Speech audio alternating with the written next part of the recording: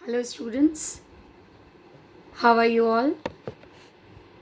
I hope so that you all are fit and fine and safe in your families. So now again I am here with you all with my Sanskrit chapters. Okay, आपको मैंने पहले chapter शुरू करने से पहले थोड़ा सा मैं आपको क्लियर कर दूं कि मैंने आपको इसके पहले जो फर्स्ट चैप्टर पढ़ाया था संस्कृत भाषायाः महत्वम, जो फर्स्ट चैप्टर पढ़ाया था संस्कृत भाषायाः महत्वम, वो रिवाइज्ड सिलेबस में दोनों के कोर्स में है।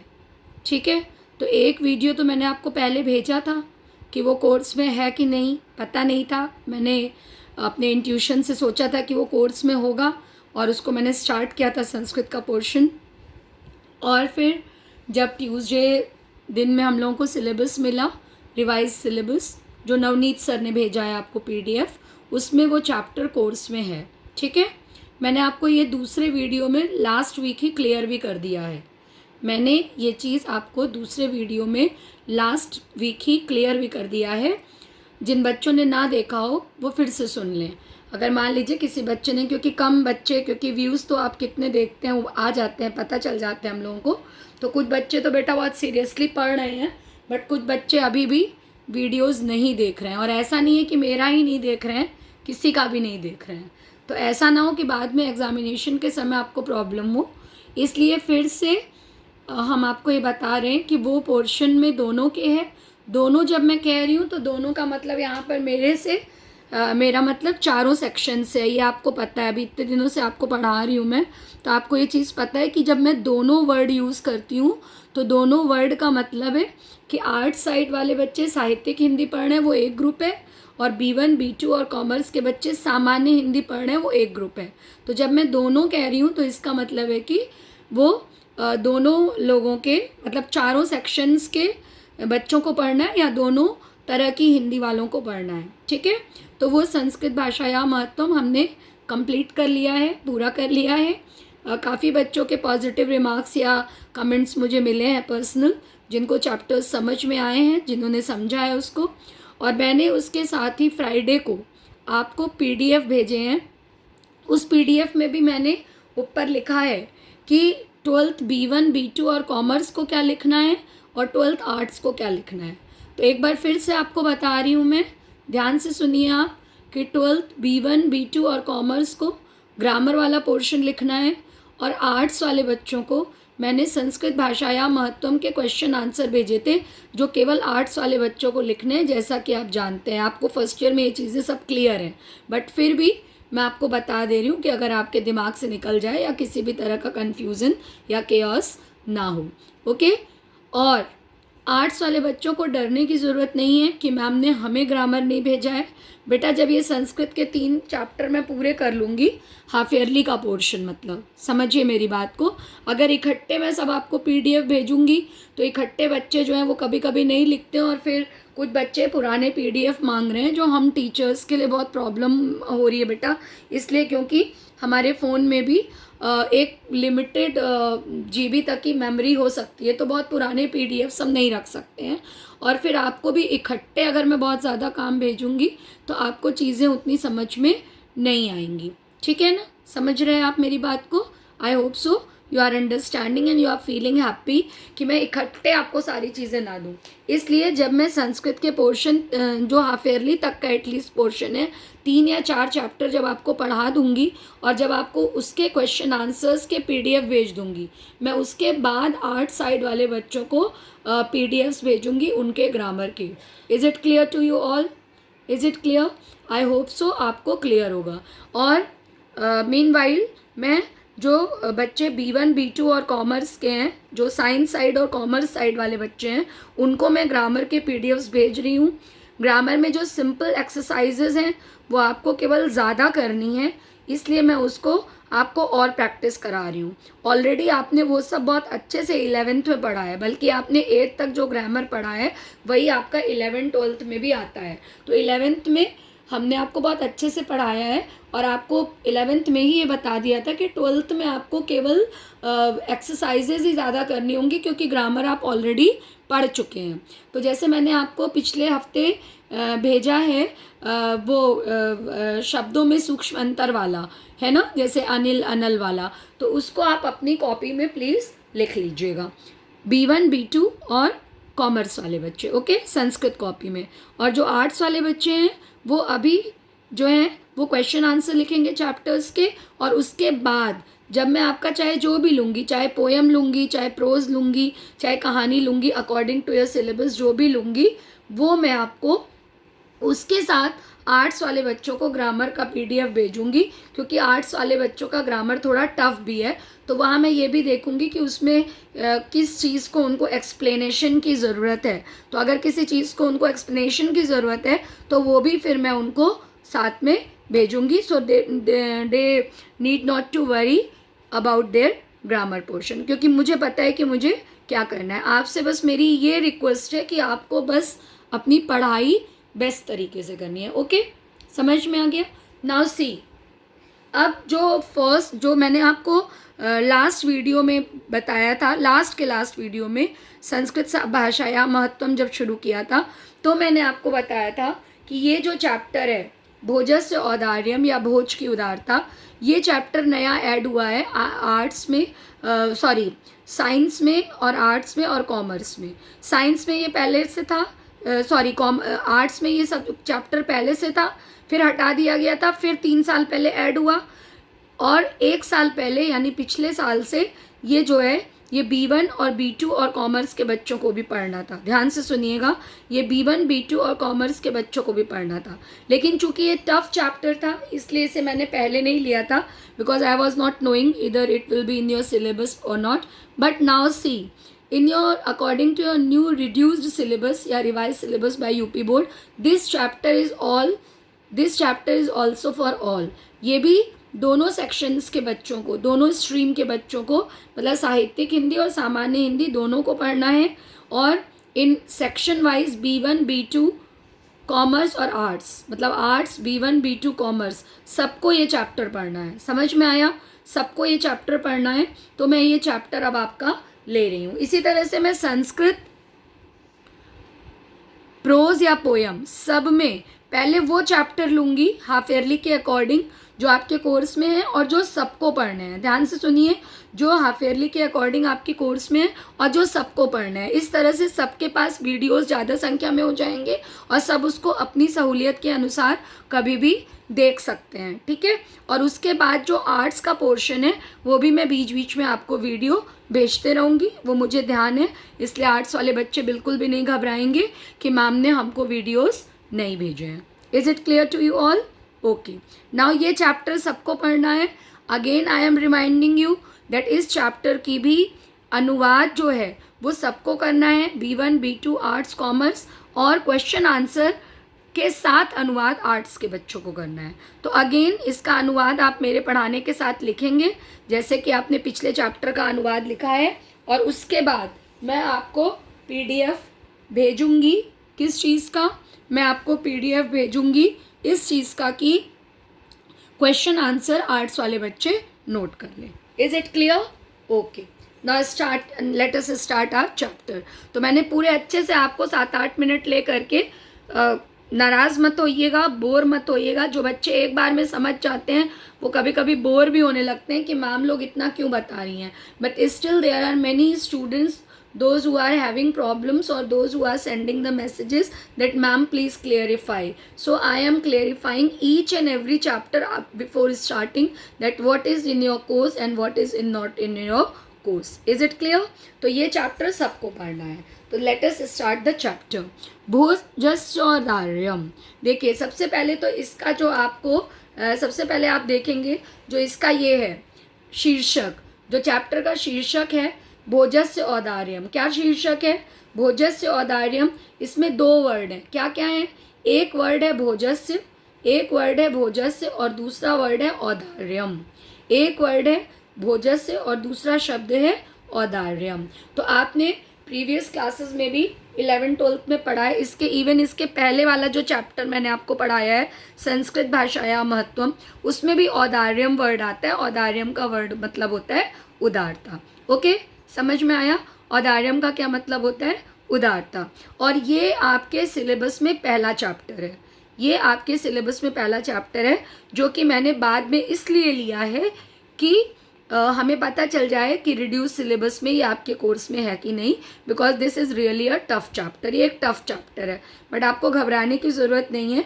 I will clarify you each and every word and I will give you proper notes also and you can note down with me also. Okay, so भोजस्य औदार्यम मतलब भोज की उदारता। भोजस्य, तो जब हम भोजस्य शब्द यूज़ कर रहे हैं तो कौन सी विभक्ति है? षष्ठी विभक्ति। तो इसका मतलब है भोज की, और औदार्य मतलब उदारता, भोज की उदारता।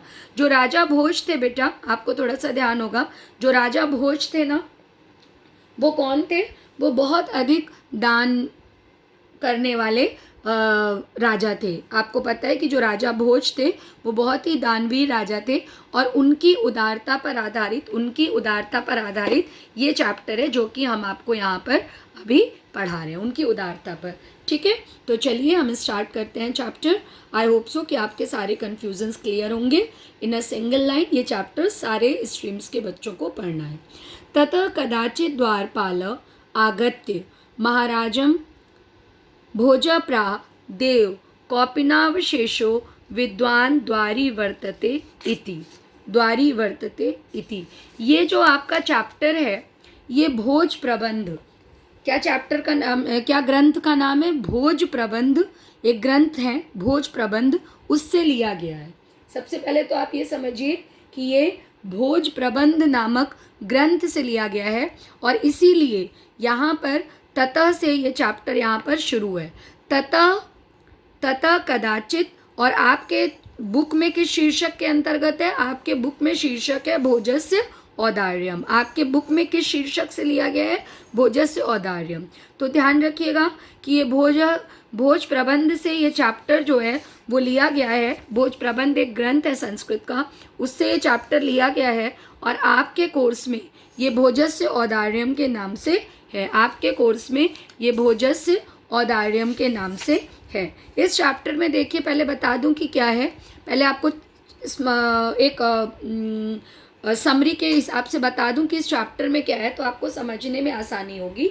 इस चैप्टर में राजा भोज की उदारता का वर्णन किया गया है कि राजा भोज जो है वो कितने विद्वान हैं और कितने उदार हैं। इसमें राजा भोज कितने विद्वान हैं और कितने उदार हैं, इसका वर्णन किया गया है। आपको ये मैं आपकी नॉलेज के लिए बता रही हूँ, इसको आपको लिखने की ज़रूरत नहीं है, बस समझ लीजिए, इसको आपको लिखने की ज़रूरत नहीं है कि राजा भोज कितने उदार थे और कितने दानी थे। उसके बारे में इस पे चर्चा हुई है, इस चैप्टर में उसका वर्णन किया गया है। और इस चैप्टर में है क्या? इस चैप्टर में ये है कि एक कवि है जो कि अपनी दरिद्रता की बात, अपनी गरीबी की बात, अपनी दीनता की बात आ करके राजा भोज से कहता है, और इसी तरह से बाद में राजा भोज से आकर के वो अपनी दरिद्रता की बात कैसे कहता है? एक श्लोक के माध्यम से कहता है। आप 12th क्लास में तो आपको पता है श्लोक क्या होता है, तो वो एक श्लोक के माध्यम से जो एक कवि है वो राजा से अपनी दरिद्रता की बात कहता है। फिर ये बताया गया है कि राजा के से आकर के एक ब्राह्मण जो है वो राजा से अपनी बात कहता है। जो भी बात कहता है वो आपको कमिंग पार्ट्स में बताई जाएगी। अपनी कुछ बात कहता है, और वो भी एक श्लोक के माध्यम से कहता है। ये देखिए, एक श्लोक के माध्यम से वो भी अपनी बात कहता है, और राजा उससे प्रसन्न होते हैं। राजा कवि से भी प्रसन्न होते हैं, राजा इस पंडित से भी, इस ब्राह्मण से भी प्रसन्न होते हैं। और उसके बाद एक बार राजा के पास उपस्थित जो सीता हैं, राजा के पास उपस्थित सीता हैं, वो भी राजा के पास उपस्थित जो सीता हैं वो अपने बारे में वो कुछ बात जो है वो राजा को कुछ बातें बताती हैं, और वो भी अपने श्लोक के माध्यम से बताती हैं। राजा के पास उपस्थित सीता एक श्लोक के माध्यम से राजा को अपनी कुछ बातें बताती हैं।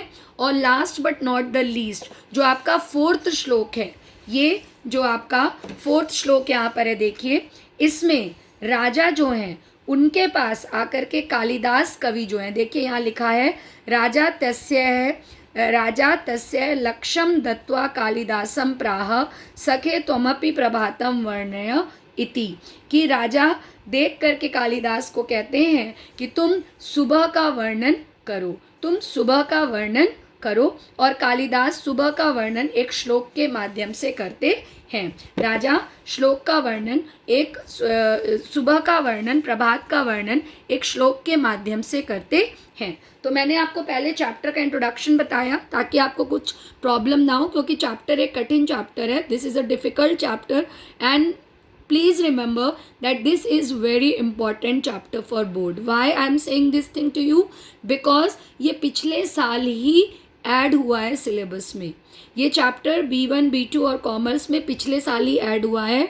आर्ट्स वाले बच्चे इसको पहले भी पढ़ते थे और इस बार भी जब सिलेबस रिड्यूस किया गया है तो ये चैप्टर हटाया नहीं गया है। इसका मतलब है कि मतलब मैं ये तो नहीं कह सकती कि बिल्कुल ही आएगा, because board is very unpredictable, but I will definitely say कि इस चैप्टर को आप ज़रूर तैयार करें बोर्ड के लिए। ठीक है, तो अब आपको मैंने इंट्रोडक्शन चैप्टर का दे दिया कि चैप्टर में क्या है बेटा। चैप्टर में राजा भोज की पहले तो उदारता और विद्वता का वर्णन किया गया है। फिर इस चैप्टर में ये भोज प्रबंध से लिया गया है और भोजस्य औदार्यम नामक शीर्षक से, ये यहाँ पर लिखी है स्पेलिंग, भोजस्य औदार्यम नामक शीर्षक से आपके चैप्टर में, आपके कोर्स में ये चैप्टर भोज की उदारता शीर्षक से है। इस चैप्टर में है क्या, फिर से एक बार बता रही हूँ कि इस चैप्टर में राजा भोज के का वर्णन इस प्रकार से किया गया है कि राजा के पास आकर के पहले एक कवि, उसके बाद एक ब्राह्मण, उसके बाद उनके समीप स्थित सीता, और कालिदास से वो स्वयं कहते हैं कि तुम प्रभात का वर्णन करो। कालिदास से वो स्वयं कहते हैं कि तुम प्रभात का वर्णन करो।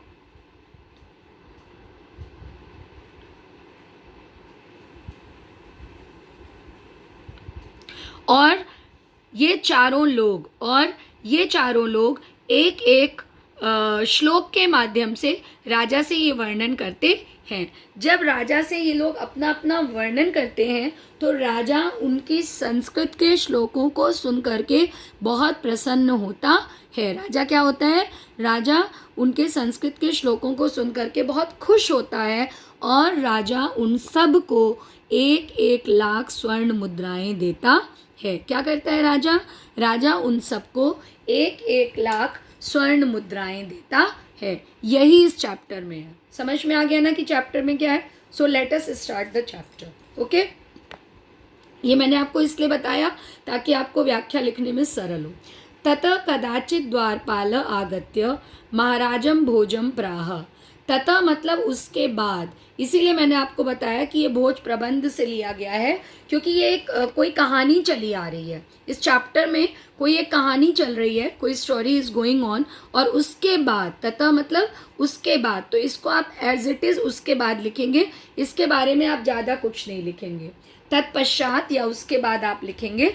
क्यों, क्योंकि इससे ज़्यादा आप कुछ नहीं लिखेंगे, क्योंकि ये संस्कृत है। ध्यान दीजिए, ये संस्कृत है, तो इसमें आप उससे ज़्यादा कुछ नहीं लिखेंगे। तो ततः कदाचित, उसके पश्चात, ततः मतलब उसके पश्चात, कदाचित मतलब कोई, कदाचित मतलब कोई, द्वारपाल आगत्य, द्वारपाल ने आकर, महाराजम भोजम प्राह, महाराज भोज से, प्राह मतलब कहा, महाराज भोज से कहा, देव कौपिनावशेषो विद्वान द्वारि वर्तते इति।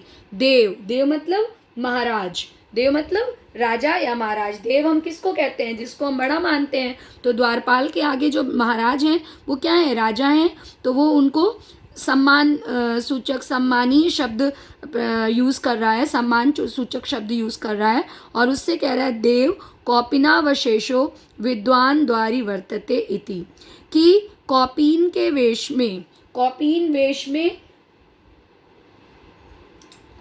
एक विद्वान द्वार पर खड़ा है।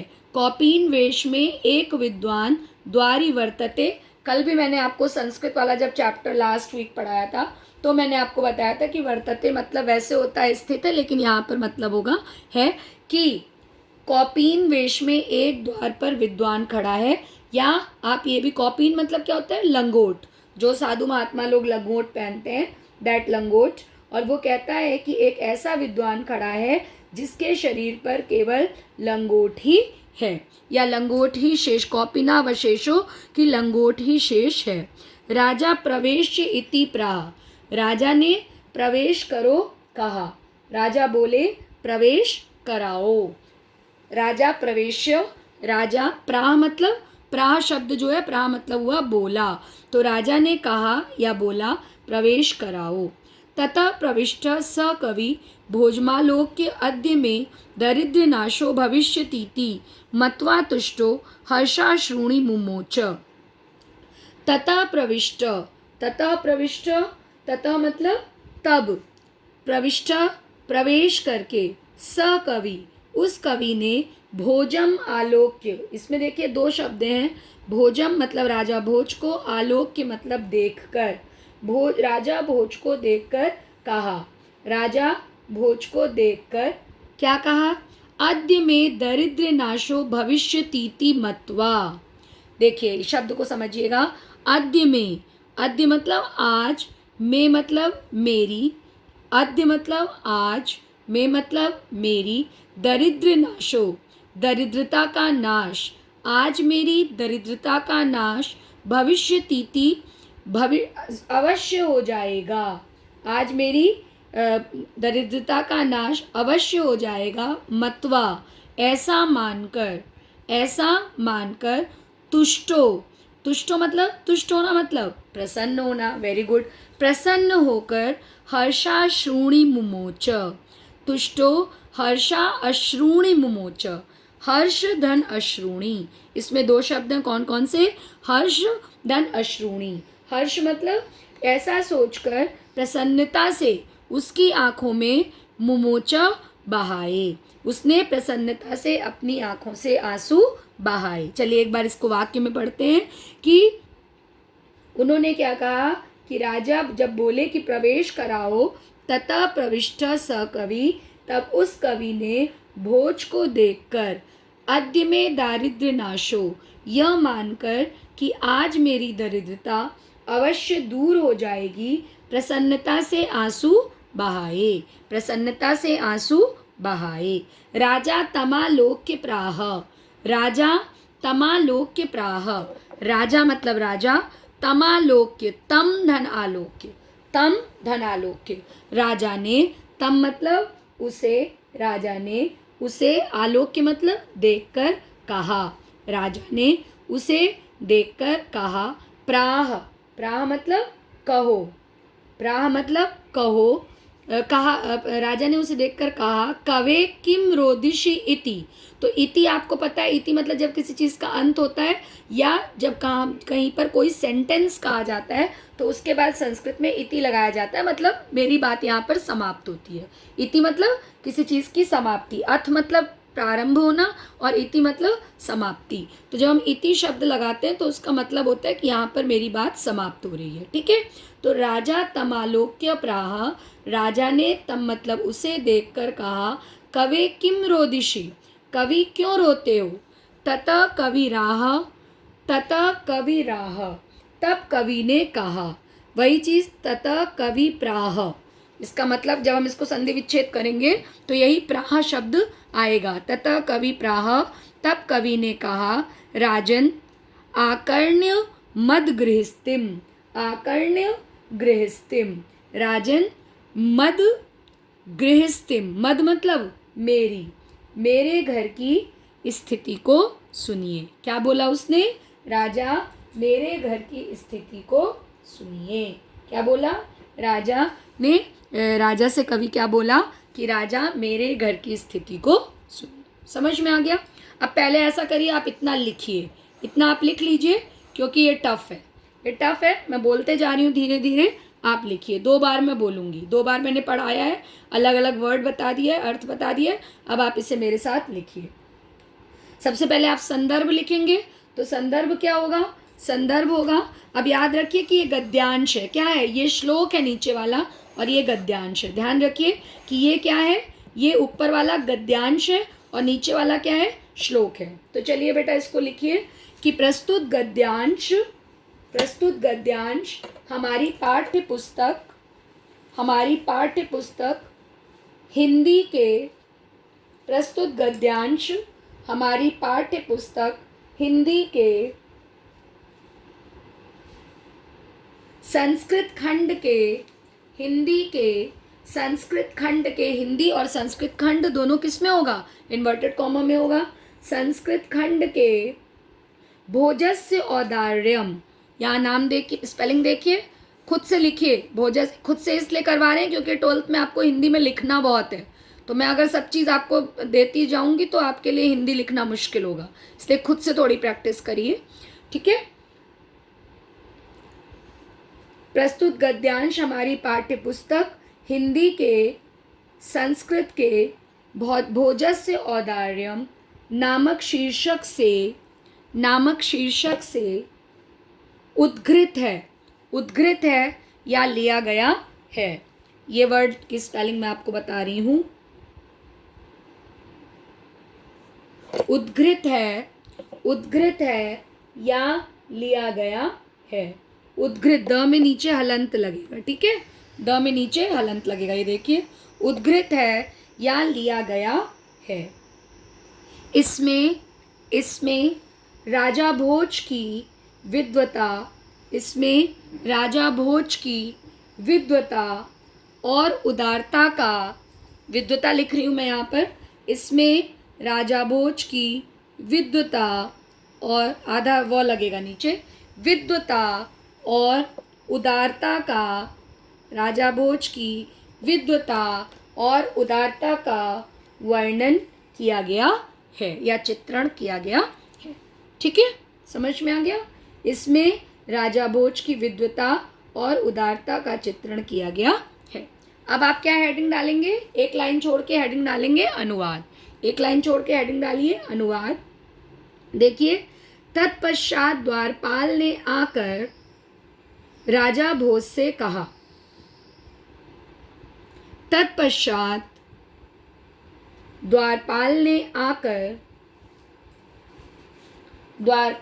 आकर राजा भोज से कहा डैश, राजा भोज से कहा डैश, इन्वर्टेड कॉमा स्टार्ट, जिस तरह से इसमें दिया है, देखिए बुक खोले रहिए सामने, और जिस तरह से इसमें दिया है उसी तरह लिखेंगे, डैश, राजा भोज से कहा डैश, इन्वर्टेड कॉमा स्टार्ट, देव, और ऐसे आप इसमें संबोधनकारी चिन्ह लगाएंगे। संबोधनकारी चिन्ह जानते हैं ना, ये वाला संबोधनकारी चिन्ह लगाइए। देव, द्वार पर ऐसा विद्वान खड़ा है जिसके शरीर पर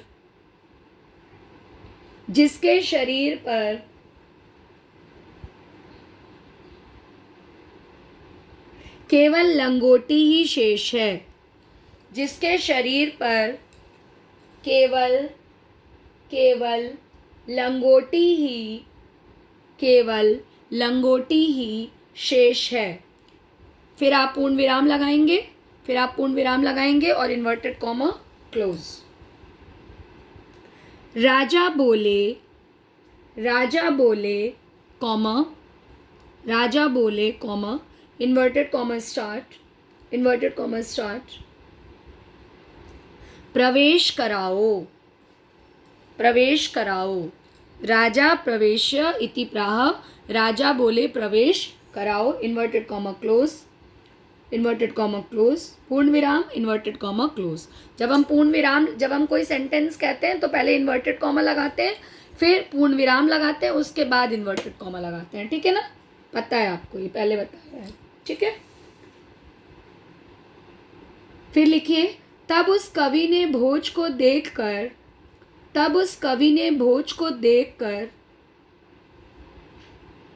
यह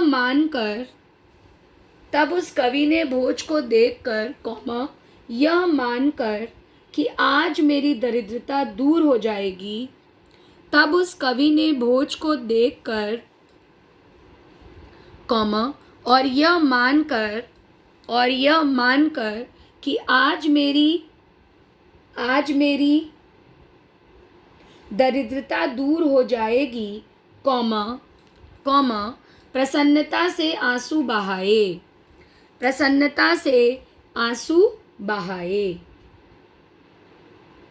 पूर्ण विराम। राजा ने उसे देखकर कहा, राजा ने उसे देखकर कहा,